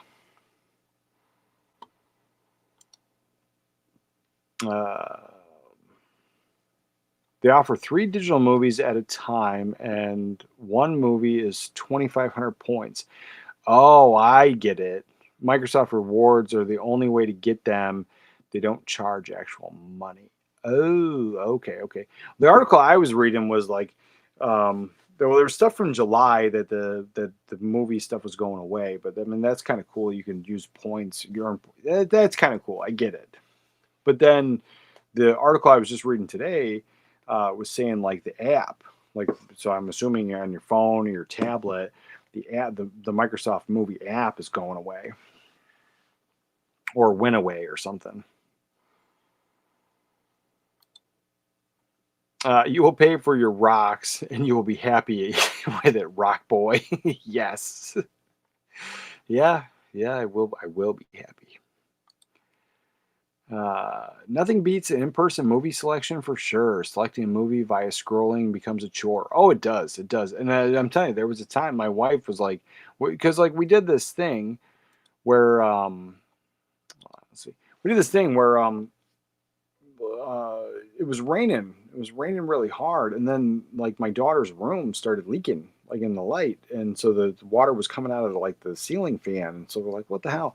So we had to call maintenance, and then there was a whole thing, and so they had to replace the roof and do all that. And so it was like raining really hard, and so we're just like, well, "Let's go in our room." We turned on the thing, and in there I had the Apple TV box hooked up, and so I can access my Plex there. I can get on the Amazon stuff, and then anything that I have on iTunes. And so anything I've ever did the digital codes for, I always attach to the iTunes. And so there's a lot of stuff we can watch digitally. But then it was the thing, but like an hour into it, my wife's finally like, just turn it off and go to bed because like we're just scrolling. It's either we have it or we just watched it recently, or anything worth watching on Amazon was like there was a paywall behind it, so you either had to rent it or buy it, and those were the things that were worth watching. And then even most of those we owned, and so I might as well just go downstairs to the closet and get the movie and just pop it in. And so then it just kind of defeated the whole purpose of trying to have like a movie night in the in bed, and like it was pointless. That's by scrolling for sure. Looking and reading the cover and inside of Laserdiscs makes me happier than streaming. Oh, for sure. For sure. Let's see. The reason streaming services raise prices of commercial-free plan so often is that they make as much per subscriber as people on the commercial-supported plan. Oh no, I totally get it. I'm just saying it's just frustrating that it really is. We were originally sold on the idea, and I never bought into it, but like I remember sitting, I was in the Navy, I was sitting on watch, and the guy next to me just kept talking about how great Netflix was, and it was only like a few bucks a month, and how awesome it was. And I was like, what happens when they take your movie away? What happens when this? And this was like over a decade ago, and I was saying the same stuff then. And so I'm not beating the war drum of streaming is bad. I don't love it. And back then they didn't have the commercials, and now you're getting commercials, and it really is just cable 2.0. But even then he was saying, this is $6 a month. Cable is like 60 or 80 or whatever it is. You want to get all the channels, but I'm like, you're still not getting all the stuff. and that was the thing, is we were being sold that it wasn't. It was better than cable, but now it is cable.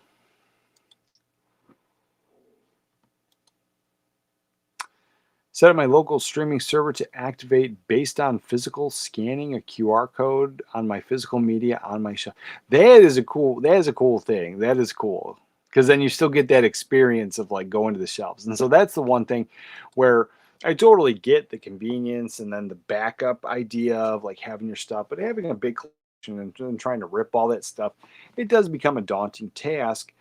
Um, but then that is the one thing I was missing, where like my wife and my daughter love to just sit down, hit the remote, pick something, and then go. And like them, they don't love to pick out a movie um, per se. My daughter's a movie person, so she's a little bit different. But yeah, they like to sit down and do the push button thing. And I like to physically come upstairs and look around here like it was a video rental store and pick something off the shelf. And I do the same thing. And even though I've had many of these movies for years, like I still pick off a movie that I've had for years or I've seen a bunch of times, and I'll read the back of it, just because like maybe I'm in the mood for it. Maybe, it's something I haven't seen in a long time. And so it's just, yeah, I don't know. I like it. I will always like pulling movies off the shelf.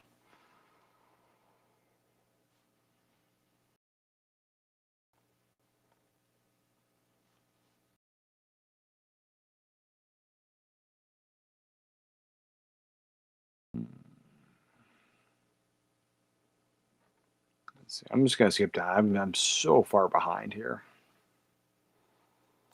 Here we go. Check out Alien Earth on Hulu. It is really good, really good. Well, I do have Hulu. I think because when I was sick, I signed up for the Disney app because there was this old um, Dean James movie. So I wanted to watch, or not Dean James, Dean Jones. And so I wanted to watch that movie, and then it was the only way I could get it. So I signed up for that, and I can't remember my login. I can't remember my password. I can't remember nothing. So I can't cancel it. So they just so we have Disney, and I don't want to have Disney. So I think I have Hulu. So yeah, I guess I'll check it out. Let's see. They changed Dawson's Creek theme on DVD, but put it back on the Blu-ray. See, I never watched the Dawson's Creek show when it was on TV, but I picked up the first season not too long ago, so I was watching that. I like it. I like it enough. I haven't got into the second season yet, but yeah, I didn't know there was a thing about that, and so also I didn't know there was Blu-ray, so I might have to check out the Blu-ray. If anyone hasn't seen it yet, I highly recommend Alien Earth. Yeah, I was like, I'll check that out. Bosom Buddies replaced the Billy Joel song theme with something generic on DVD, and it was a cover of the original to begin with. Oh, wow. Alien Nation. Oh, I remember Alien Nation. I don't think I ever. Man, that's a long time. Yeah, I don't think I ever watched like a bunch of those episodes, but I remember Alien Nation. Yeah, so that's bringing back memories. Let's see. Yeah, I would watch all those. I would watch all those. But yeah, I was like, it was super fun. But it's like 11 o'clock here. I got to get up early in the morning and do the whole homeschool thing with my kid, and I also got to knock out this video that I've been working on. But man, it was great hanging out with everybody. Thanks for stopping by, and yeah, back to business. We're gonna cranking out videos like normal, and back to the three videos a week, and then doing the live stream on Saturday, and up until the move. So when we move, I'm keeping all of this equipment with me, and as they take all my other stuff, and then when we move, I guess from the time they pick it up to the time we get it, it could be about a month of not having it. So also in that time. Not that I'm doing a buying pause or I'm not going to stop buying movies, but I'm going to slow down. Slow down. We're moving. I'm going to, if by the time when they come pick up all the stuff, like if I'm buying a whole bunch more stuff, that's stuff I got to figure out how to get in my truck with everything else and then get to where we need to go. So I'm not going to be buying as much from now until we get settled into the new place. But I will have this, and I will be able to make videos, and I will be able to, you know, maintain all that stuff. So whether I have my movies or not, I'll still have all the video equipment. But yeah, take it easy, guys. Later, dude. Have a good night. Good night, everybody. Take care. Take care. And yeah, with that, remember to watch a movie today, and I'll catch you guys next time. As far back as I can remember, I always wanted to be a gangster. Oh, don't give me a pat. That's fine.